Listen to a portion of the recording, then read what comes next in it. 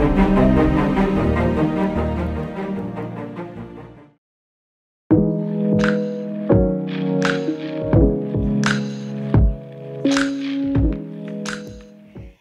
kalau kita lihat banyak sektor yang berkembang di era saat ini. Tapi yang mungkin salah satu industri yang sangat dikedepankan, ini jelas kecenderungannya ini perkembangan semakin baik ke arah ekonomi hijau atau industri hijau. Dan ini meliputi contohnya seperti energi baru dan terbarukan, kita melihat infrastruktur hijau, kita melihat kendaraan listrik atau electric vehicle dan banyak yang lain. Nah, transisi menuju net zero dan ekonomi hijau diperkirakan tidak hanya akan memiliki dampak pada PDB global, melainkan juga pada output sektoral, investasi dan pasar tenaga kerja.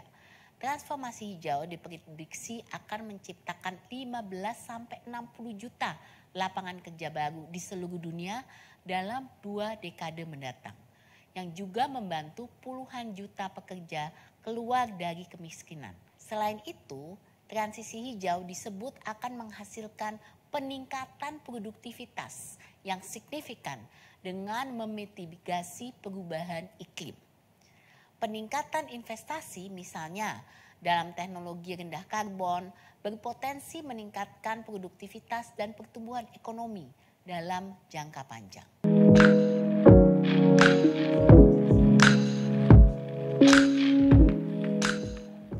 Tahun 2021 saja gangguan yang terkait cuaca telah menimbulkan kerugian terhadap aktivitas ekonomi global hingga 233 miliar dolar. Di Indonesia sendiri, peristiwa akibat pemanasan global seperti banjir dan kebakaran hutan juga telah menimbulkan kerugian ekonomi yang harus ditanggung oleh pemerintah. Apa contohnya?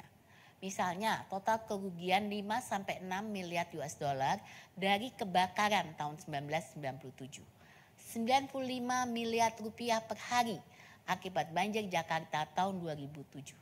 Dan 935 miliar rupiah total kerugian di Riau tahun 2014.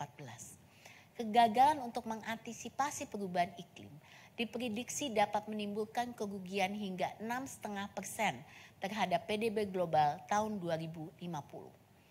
Ekonomi hijau merupakan syarat agar manusia dapat menjaga kelangsungan hidup dan berdampingan dengan alam secara berkelanjutan hingga generasi mendatang.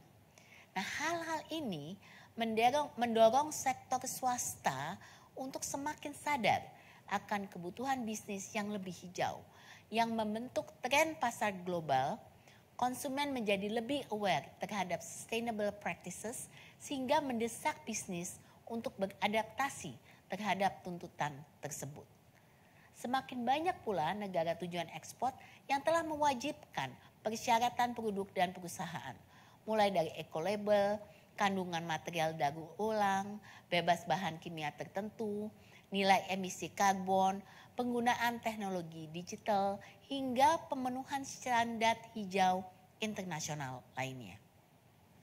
Ini menunjukkan bahwa transisi hijau bukanlah beban bagi ekonomi global untuk jangka panjang dan merupakan kebutuhan sekaligus untuk mewujudkan perekonomian inklusif bila mana sejumlah prasyarat dipenuhi.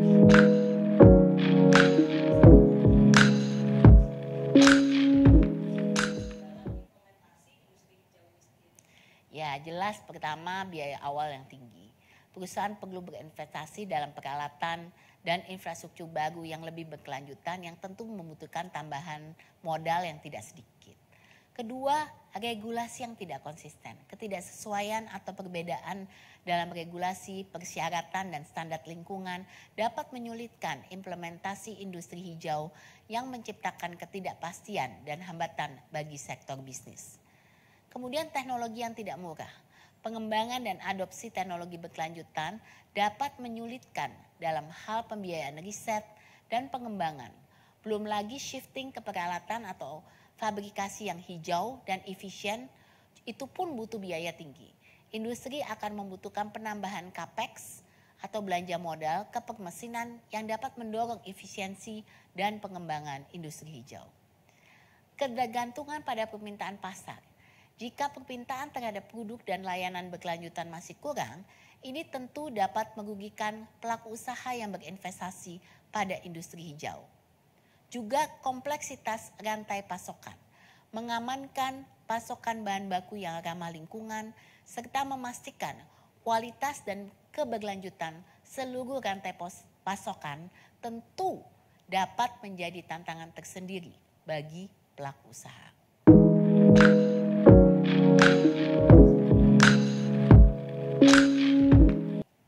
Ya, kita lihat mengingat industri hijau masih terus berkembang, ditambah lagi Indonesia masih berada dalam fase yang sangat awal dalam penerapannya, kita masih membutuhkan banyak hal, mulai dari research and development yang ekstensif dan dapat diaplikasikan pada sektor yang beragam.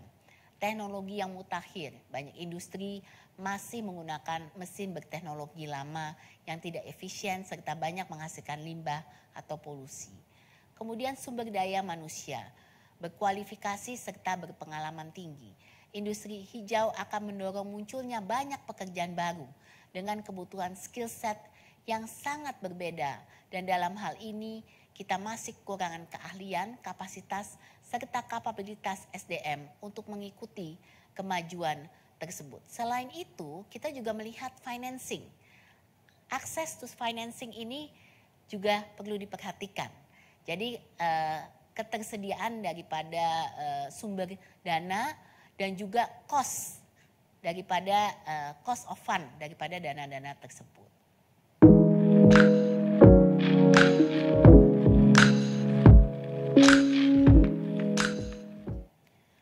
Mengembangkan label dan sertifikasi yang mengidentifikasi produk dan layanan berkelanjutan ini sangat penting.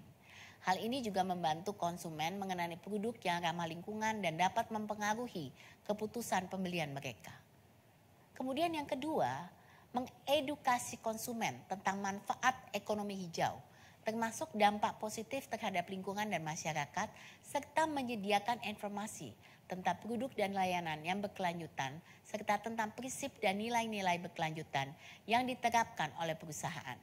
Ini dapat membantu membangun citra positif dan meningkatkan kesadaran konsumen terhadap praktik bisnis yang ramah lingkungan. Kemudian yang ketiga, bekerja sama dengan komunitas dan organisasi non-pemerintah yang memiliki fokus pada lingkungan dapat membantu meningkatkan kesadaran konsumen. Perusahaan dapat mengadakan acara, seminar, atau workshop untuk mengedukasi konsumen dan mendiskusikan isu-isu lingkungan yang relevan. Dan yang terakhir, menyediakan informasi yang jelas dan transparan tentang praktek bisnis berkelanjutan dan dampak lingkungan dari produk dan layanan, misalnya melalui laporan keberlanjutan.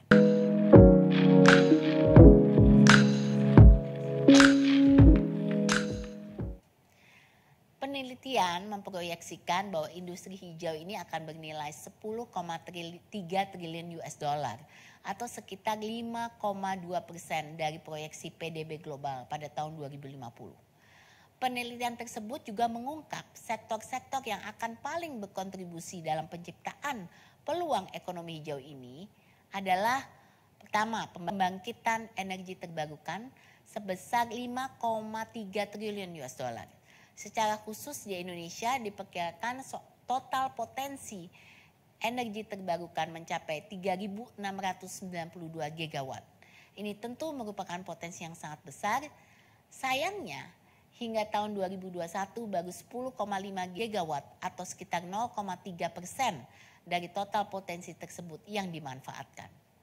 Kedua, manufaktur kendaraan listrik sebesar 3,3 triliun US dollar. Industri otomotif dalam negeri ditargetkan pemerintah dapat memproduksi mobil listrik, bis listrik sebanyak 600.000 unit pada tahun 2030.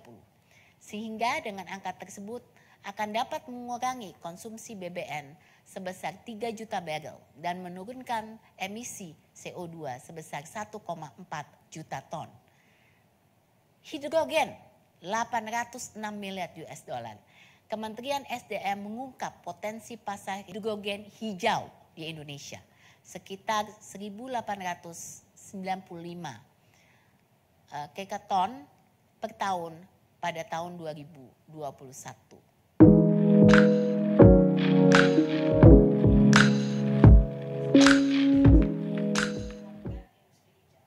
Pemerintah dan pengusaha perlu bekerja sama dalam pengembangan ekosistem produk hijau.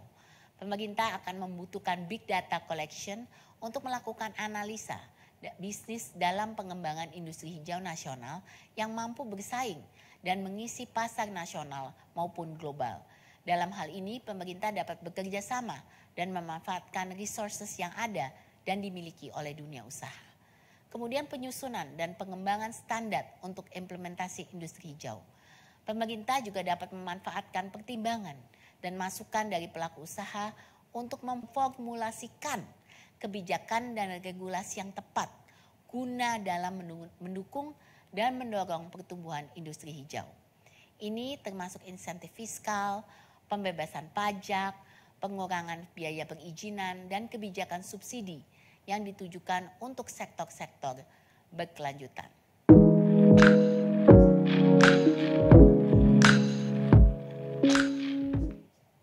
Seperti yang sudah kita bahas sebelumnya, transisi menuju ekonomi hijau membutuhkan biaya yang tidak sedikit.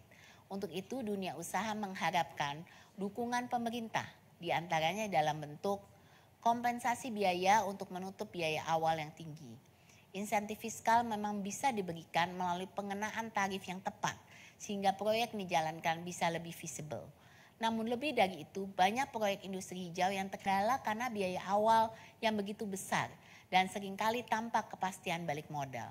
Jika kendala ini dapat diatasi, tentu transisi menuju ekonomi hijau dapat diakselerasi dengan lebih masif. Kerjasama dengan lembaga-lembaga keuangan sehingga tingkat suku bunga pinjaman untuk proyek-proyek yang mengedepankan sustainability ini bisa disesuaikan dan bisa lebih affordable. Alokasi dana pengembangan riset dan teknologi di Roadmap Indonesia 4.0, APBN kita baru mengalokasikan 0,003% untuk pengembangan riset dan teknologi khususnya bidang industri. Bandingkan dengan negara lain seperti China, di mana anggaran riset dan teknologi mereka mencapai 2% dari APBN setiap tahun. Pengembangan regulasi dan standar yang konsisten.